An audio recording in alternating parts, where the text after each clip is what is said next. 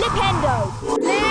Flipendo! Hi, my name is Stanislav Costiuc. I'm a professional game designer with 11 years of experience in the industry, and I'm here to rank just for fun all games belonging to the Harry Potter franchise. We'll do so with the help of my Philosopher scoring system, the details of which are explained in the pinned comment. The list is going to be live, meaning I don't start from worst to best, but rather we're going through the chronological order of the game releases and see how they compare with each other. And in this particular video, the focus is on game released in 2001 alongside the first movie, Harry Potter and the Philosopher's Stone. The publisher Electronic Arts decided to start the franchise with a bang and employ several teams to make separate games for almost as many available at the time platforms as possible. Let's see how it turned out.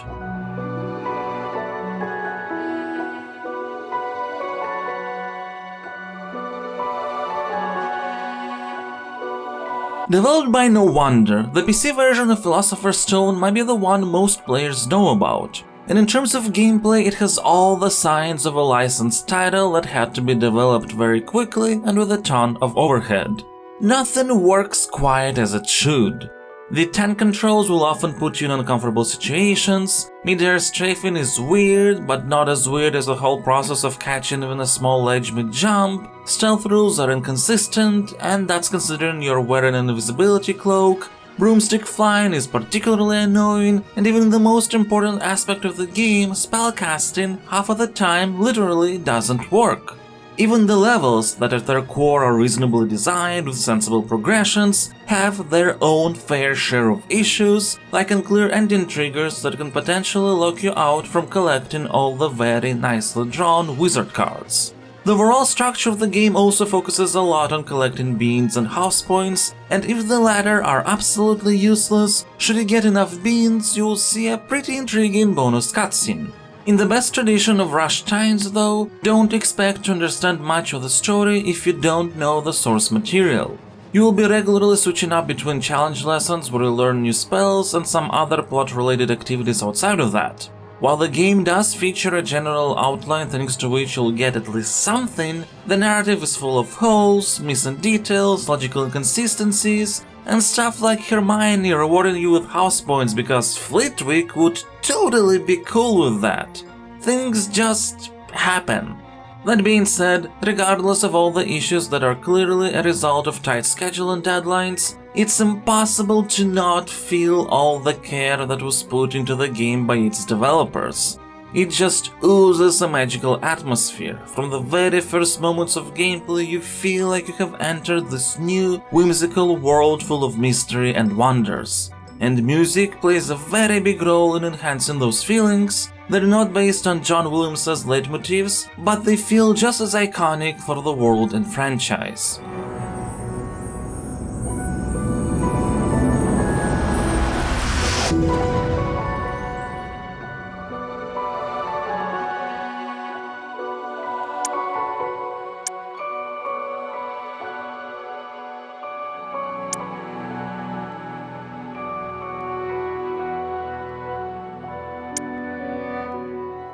Though I can't go on without mentioning that the game's soundtrack was composed by a rapist.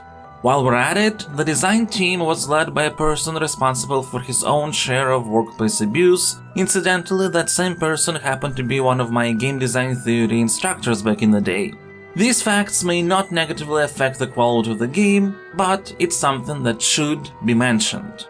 Back to the matter at hand though, neither the questionable voice acting nor graphical glitches or omissions like characters not opening their mouths at all detract much from the overall experience. Maybe it's nostalgia, but Harry Potter and the Philosopher's Stone for PC is still an enjoyable game to play. It will get a Stasocritic rating of 53.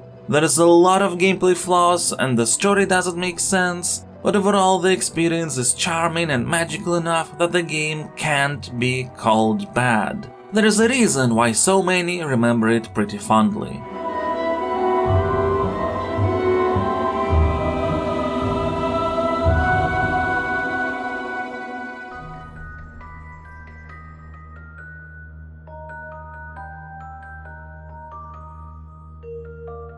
The PS1 version of Philosopher's Stone, developed by Argonaut Games, nowadays is well known for the mimetic quality of the character faces.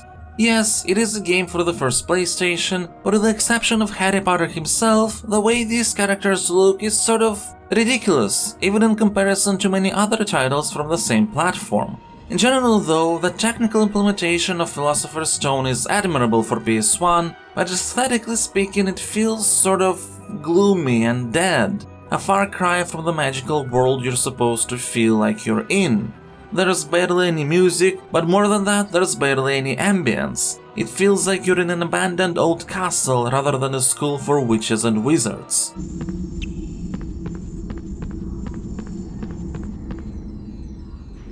The narrative shares a lot of its script with the PC version, but there's enough differences to make it somewhat more coherent.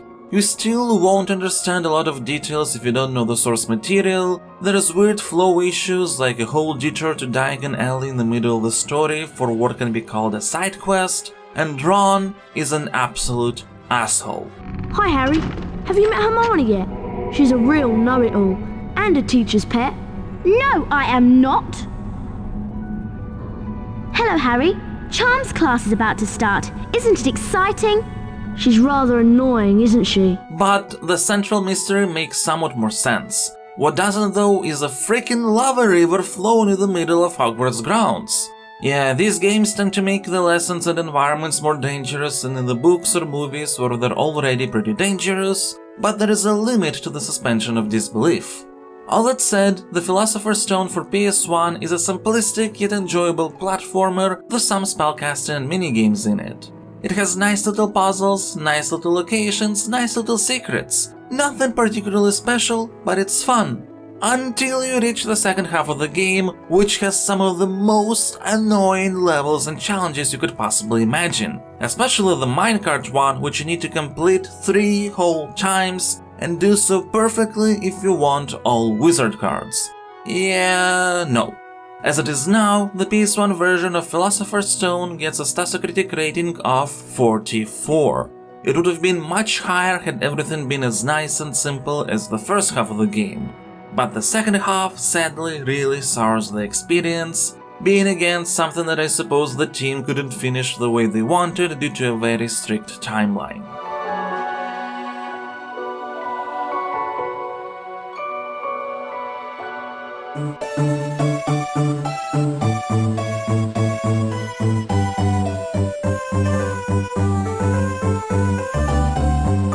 The GBA version of Philosopher's Stone was made by Kryptonite Games, and I want to say that some of the attention to details that you're going to see in this game is outstanding. Like how Harry's spellcasting sprites are unique for each direction, so his wand would always be in the right hand.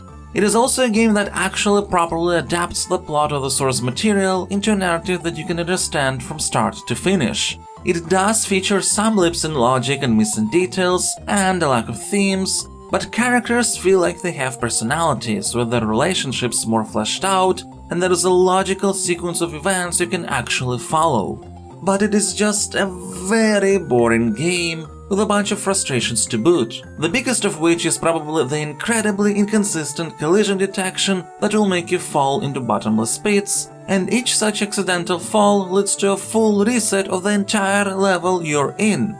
The gameplay might not seem bad based on the footage because everything looks so smooth, but when you actually play it, you feel how Harry's speed is very low, the spellcasting seems delayed due to a long animation, with cast points being off-center to make it look like the spell goes out of the wand, and even then nothing will be affected between Harry and the tip of the wand, so you'll be sort of forced to kite a lot of enemies, most of which are gnomes.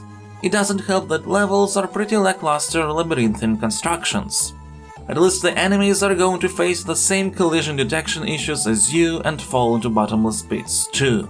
And even though tons of work has clearly gone into each sprite and animation, I'm serious, the details here are astounding. When it is all put together, everything becomes very bland, moody and monotone. Interiors are full of dull grey, while exteriors are full of dull dark green. While the music and leitmotifs are adapted from the PC version, there's far less of them and therefore they're reused over and over again, eventually becoming very repetitive.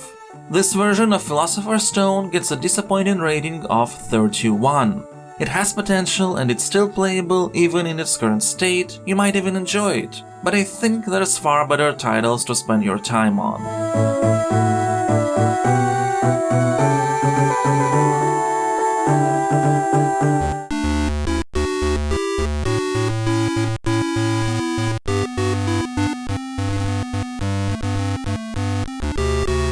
This title, which was also developed by Griptonite Games, is definitely the most unique out of all Harry Potter games we've seen so far, because it is not an action-adventure, but rather an RPG with turn-based battles.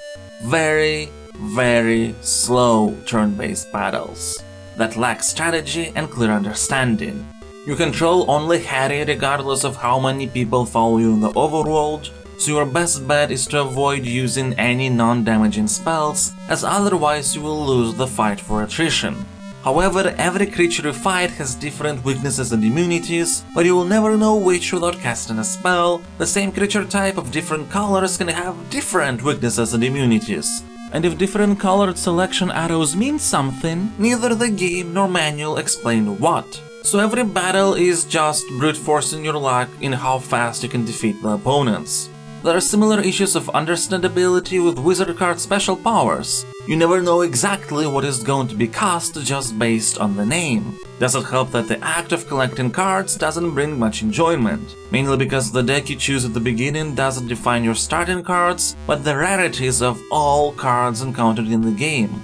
I suppose this was meant to promote trading, there's a special room for that, but even then it's still disappointing to open 100 new packs and not find anything but duplicates. And while the overall loop of Philosopher's Stone makes sense in theory, really most of the things you need to do to progress are done through combat. Stores are useless because you can find equipment and wizard card loot after fights. Potion crafting is useless as you will loot potions after fights. There is a lot of fetch quests, one of them can be potentially game-breaking if you don't collect an ingredient before a certain trigger, and there's a section where the game keeps sending you between the same two locations over and over again. Though that last part does help with memorizing a very confusing Hogwarts layout for which there is no map at all. So this is clearly another case where the game hasn't had enough time to stay in the oven and had to be pushed out fast. You can see the potential, but the gameplay still has far to go. And yet, even though I was bored from the required grind, even though I was frustrated by uneven difficulty, even though the lack of spell explanations annoyed me to no end, I kept playing despite all that. There is something very charming and compelling about this game. Despite the issues, it's an immersive experience. You start out by gathering supplies in Diagon Alley, then to get to Hogwarts you go through the whole process of going on the train and then later on boats. You start your classes and sneak out to do other things at night. And there's a lot of detail accompanying all that, for example in the environments where you can see what class is being taught there just by objects that are found inside. And even though, like with the GBA version, the game keeps reusing its small set of leitmotifs and that can get repetitive, the amount of art assets is astounding for a Game Boy Color title. Every environment has an arena dedicated to it. Remember I've mentioned the boat ride? It has its own combat arena. You visit the area only once. But stuff like this really makes you feel like you're a part of this world. I even appreciate how the game tried to meet the mechanical and world-building parts halfway by putting random monsters only in rooms that are currently empty. And speaking of world-building, while there are some issues like the game just putting you into Diagon Alley with barely any explanation of what happened before, and stuff like the villain Voldemort not being properly foreshadowed in the beginning, out of all the Philosopher's Stone games discussed so far, this is the only one that has a fully, properly understandable structure and character arcs. If you don't know anything about the source material, you will get about 90% of the things. The game even properly explains the house sorting process, and you're not the only one getting house cup points, and there is a real possibility of losing the cup at the end of the game. The narrative part that's a bit bothersome is the writing, which can be hit and miss. Philosopher's Stone is based on the book more so than the movie, but the dialogues are not necessarily based on the source material. So as a result, there is some very charming and interesting conversations, but also there's weird stuff like Harry and Ron literally gaslighting Hermione when they never acknowledge how they were insulting her on a regular basis, while she apologizes to them. But still, the Game Boy Color version of Philosopher's Stone is going to get a Stasocritic rating of 53. It's a very problematic game, but also it's a very immersive and charming one, so as long as you can accept or look past the issues, you're going to have a fine time.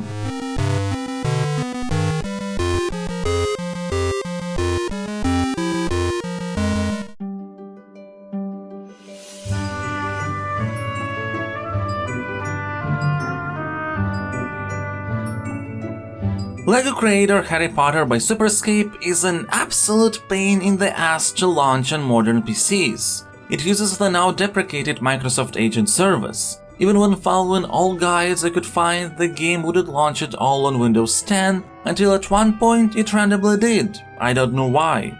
At any rate, it is very questionable if you would want to go through all the hoops to launch this game. I'm actually very interested now to check out the original LEGO creator, which I have played a lot during my childhood. The reason I'm wondering is because I want to see how different it was, as I do not understand how it was expected for children to play this game.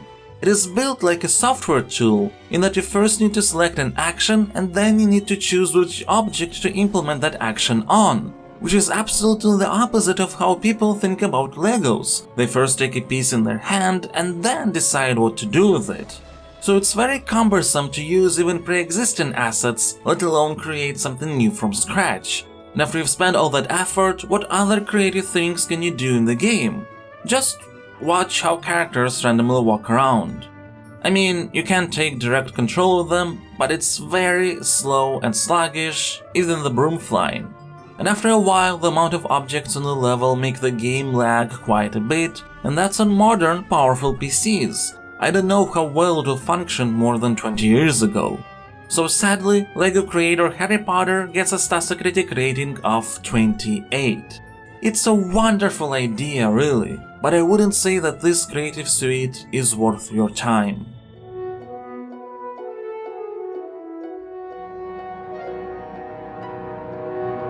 So, the first year of Harry Potter video game releases hasn't been the greatest quality-wise. However, it hasn't stopped these games from selling like hot cupcakes. They were a huge success, and I can understand why. Yes, the movie was extremely popular and that was certainly a big factor, but also these games, for all their flaws, still have something special in them. Game development, however, is an iterative process, even when there's tight deadlines involved. Just because the first time was very flawed doesn't mean the second one will be, so in the next video we'll see how things have progressed by the time the second movie was released.